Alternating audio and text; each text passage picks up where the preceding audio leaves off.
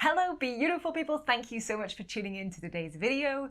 Today I am reviewing the SUSATO Low D Kildare whistle with an added key. Now I've wanted to play one of these for a really long time. I think the addition of keys on whistles is a really interesting feature, and bigwhistle.co.uk were kind enough to send me this Low D whistle for free.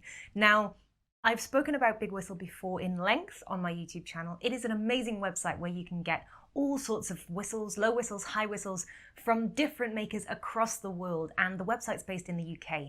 So if you are in the UK and you're looking to get whistles in from elsewhere, you can save yourself the time and the added expense that comes with import fees and things by buying from bigwhistle.co.uk, and they have a load of whistles all in one place. Now, just because they've sent me this whistle doesn't mean that my opinion on this whistle will change. My opinions will still be valid, they'll still be my own. I'm not biased in any way just because I get sent whistles, because in all honesty, I get sent whistles all the time. So I'm going to go through the pros and cons of the SUSATO Kildare Low D whistle. These whistles are from the USA. And yeah, I'll give it a play for you, I'll demonstrate the key feature, and we'll look into that a bit further, and we'll see if this could be the next whistle for you. One final thing I did want to mention before we move into some close-ups is that if you order from Big Whistle, everything always comes nicely packaged, delivery is really fast, and of course you get the nice Big Whistle tissue paper. But with this one we also had a little SUSATO pouch.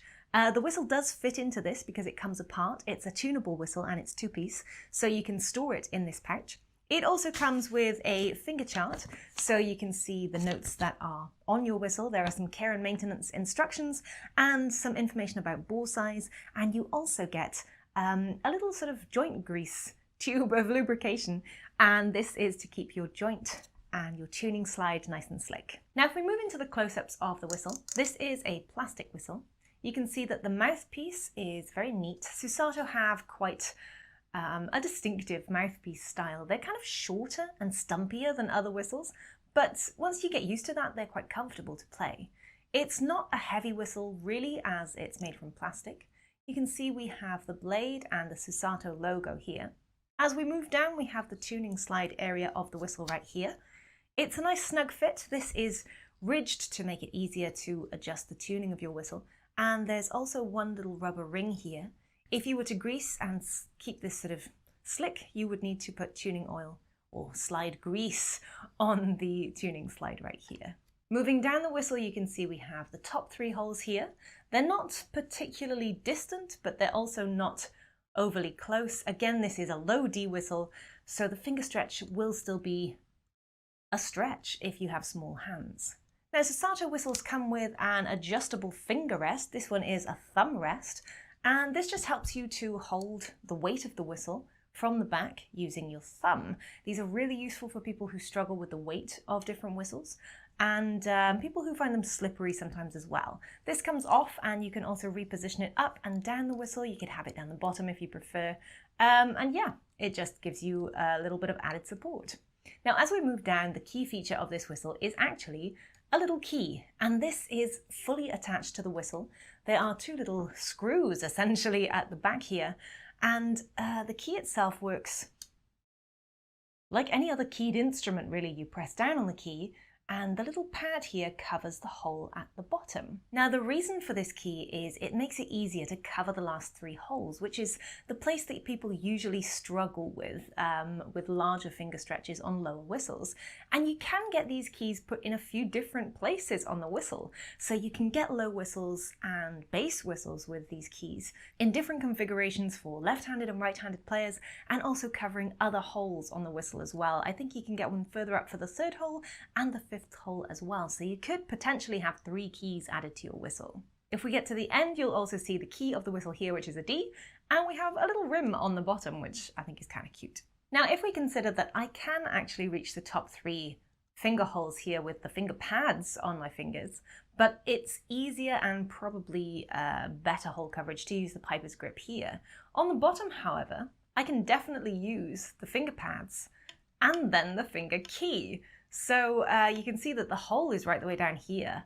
Otherwise it would be an odd stretch and I would have to use the Piper's grip, but instead I can just put my finger here and close the bottom hole. And that is the purpose of the key. So the big question is, how does the key affect the playability of this whistle. Let's give it a little play now, and we'll hear how this whistle sounds. You'll get to know the voice, and I'll also do a tuning test and a volume test as well, and then we'll delve into a little bit more about the key on the bottom and how it affects your tin whistle playing.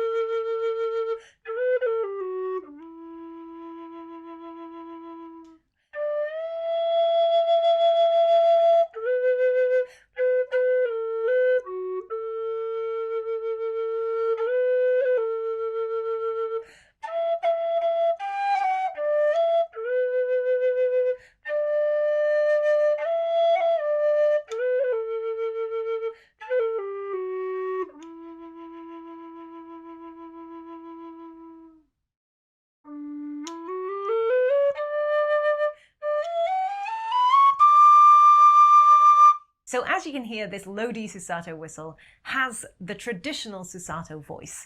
It's clear, it's kind of warm sounding, it's crisp, there's not really a lot of chiff to it, it's quite pure.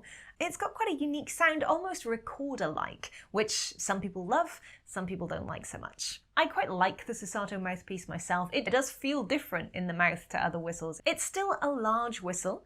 The key doesn't really seem to be an issue. It does what it's told, it's in the right place, and it definitely makes the holes easier to cover. The only one thing I will say is that the fifth hole is quite large, so if you have slender fingers, you might be better off adding keys on the fifth hole if you get that option. The thumb rest I personally don't use myself, but I can see that being a really interesting and helpful feature for a lot of people, and it's great that you can move it around because sometimes you might find you need extra balance or extra stability on the bottom, and sometimes you might find you need it on the top.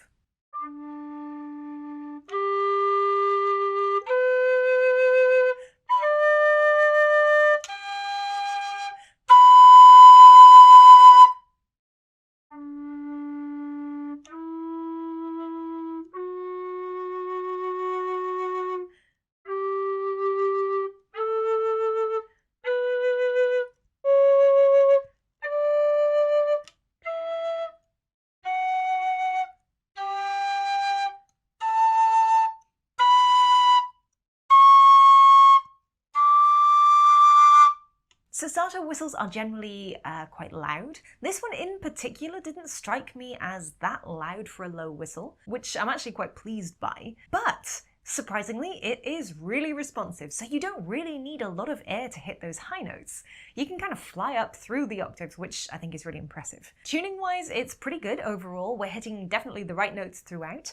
Obviously, this is tunable as well. I did play around with it a little bit. Low D is a little bit flat in comparison to some of the higher notes, but this is pretty much kind of what tin whistles do. The higher you get, the sharper things tend to get because you're putting more air through. So I did struggle a little bit to get everything bang on, but again, I'm using an app on my phone. It's not the most accurate way of testing tuning out there, but yeah. Some of the notes are a little sharper, the bass note might be a little bit on the flat side. Not a problem if you're playing on your own, it might just be noticeable on some occasions if you were playing with other people. But honestly, it's minute, it's a minuscule amount, so really I don't think that's an issue. One thing I will say about the key is that if you let go quite quickly, like you would lift your finger quite quickly off the bottom note, you do get this sound.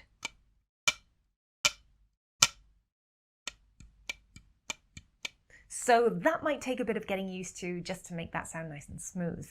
One thing I did like though is the fact that you can still use slides as an ornament and you can still tap with this because you just tap or slide slowly off this and it does the same thing. So let me demonstrate that a little bit with a close-up.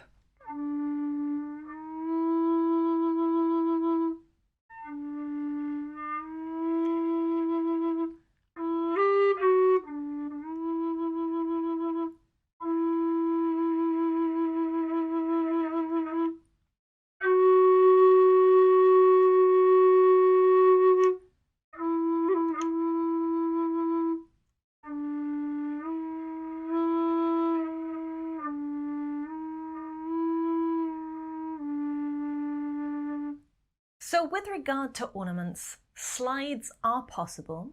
You can also tap this gently for a little bit of vibrato. It works better if it works better on perhaps the F than it does on the E, but I think that's the case in general. One thing that is difficult to do with it is something like a roll, where you play the note, you cut and you tap. And the reason being is that you need to tap quite a long way with a bit of force to get that to basically to get the key to cover the hole. And what tends to happen is that you flick the key up when you're doing that. So if you were keen on doing E-rolls, then you might want to put some practice in before you actually went ahead and played that. I would say that would be the only limitation perhaps of the key. Now you would imagine that it would be difficult to do half holes. In general, we don't use all that many, especially if you're playing folk music, but if you're playing other music, you might need to half hole, especially on that D. You can do it, as I demonstrated, but it's not as crisp as you could get it half holing with an open hole rather than a keyed hole. So again, it would be something that you could do with practice, but it's not going to come just like that as soon as you receive the whistle. So let me play something else for you now so you can hear how it sounds again. And then I'll go over the quick pros and cons in my opinion, and put any other information that I think might be useful for you so that you can decide whether this is the whistle for you.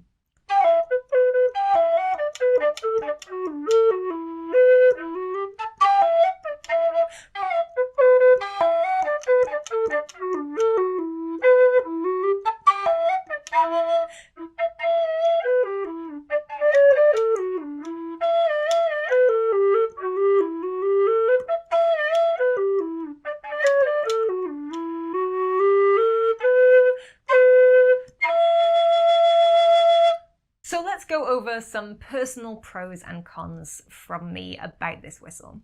Personally, I think it sounds great. I quite enjoy the pure, rich, warm sound that sounds a little bit recorder-like. I quite like that in this low whistle. It's really responsive, so it's pretty easy to hit those high notes. I think that's really great. If you're looking for a low whistle and you can't reach the low notes on a low D whistle, then this is a great option.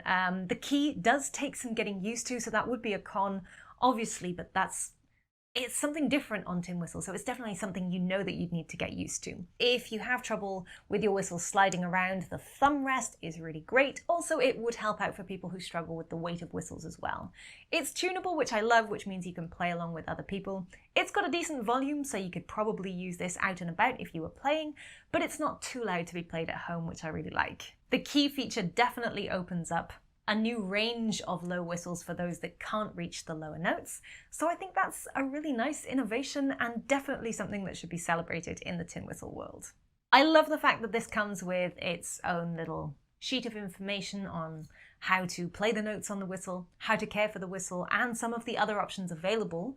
SUSATO do have different bore sizes available and of course different key placements available, which is really great. I love also that it comes with things like the maintenance slide grease, which is really useful because it saves you having to go out and buy your own elsewhere.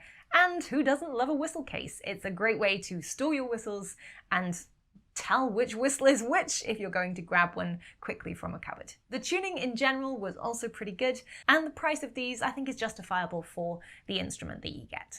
I would say there are some cons with this whistle. SUSATO whistles do clog a little bit, and I think if you're playing for longer periods of time or playing in a situation where that's going to be a problem, for example, perhaps as part of a performance, if you perform on stage, maybe this isn't the best whistle to go for.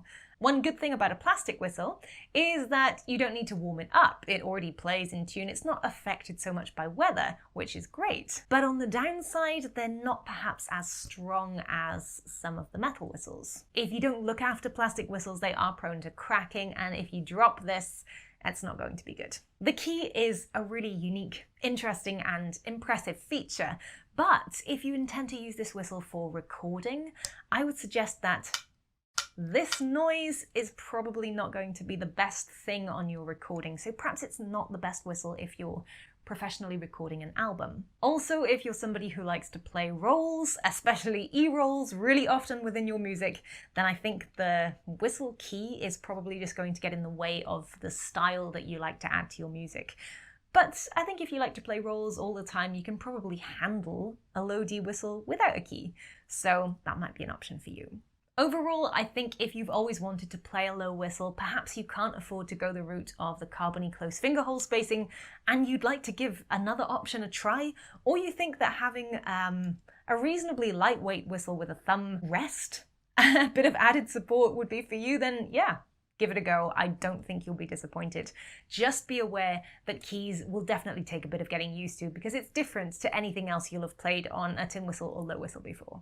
If you'd like to find out more information about SUSATO whistles or about this whistle in general, I have linked the Big Whistle website in the description down below. It's not an affiliate link, it's just the website. I don't make any money from this, so please just click through and have a little look. You'll find out more information, some other options, and yeah, you can look into this whistle if you're interested to buy it. I actually played two parts of a tune, or two separate tunes that became part of a whole tune.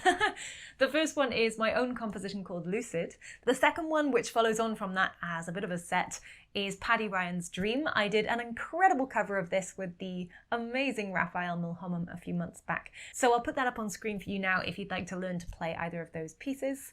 I hope you enjoyed this review. If you did, hit that big thumbs up button down below, subscribe if you haven't, and if you'd like to get notifications every time new tutorials and videos come out on my channel, you can also hit the bell icon as well. Don't forget, if you want extras such as MP3 backing tracks of all my music, printable PDF tabs, exclusive monthly videos, even personal video lessons, you can find out more on my Ko-fi and Patreon pages, where you can become a monthly supporter and get access to all those cool extras.